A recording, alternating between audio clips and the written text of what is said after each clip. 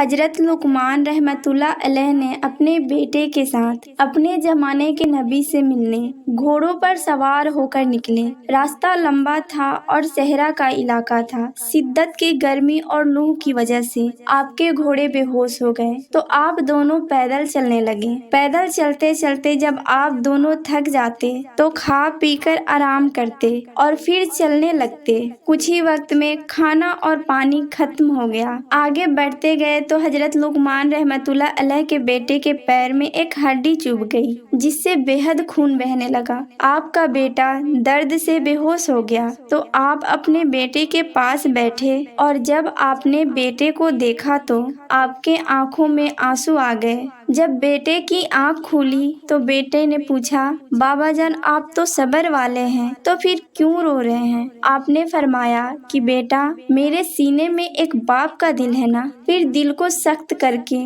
بیٹے کے پیر سے ہڈی نکالی، خون بہنے لگا۔ درد سے بے حال بیٹا کہنے لگا کہ بابا جان آپ نے تو کہا تھا کہ ہر مشکل وقت کے بعد آسانی آتی ہے۔ اللہ تعالیٰ چھوٹی چھوٹی مشکلیں دے کر بڑی مشکلوں سے بچاتا ہے۔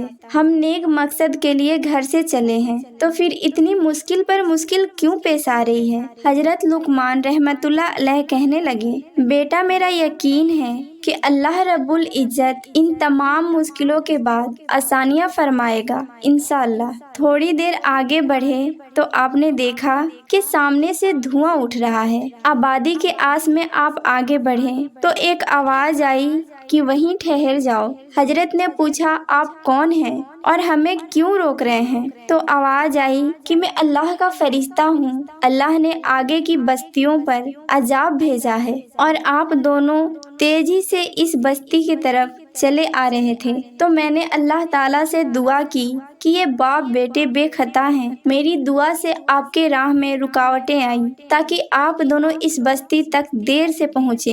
آپ کے راستے میں جو بھی مشکلیں پریشانیاں پیش آئیں وہ اس لیے کیونکہ اللہ تعالیٰ نے آپ دونوں کو بڑی عذاب سے بچایا ہے۔ یہ سن کر آپ دونوں باپ بیٹے کی آنکھ میں آنسو آ گئے اور آپ دونوں اس پر اللہ تعالیٰ کا شکر ادا کیا۔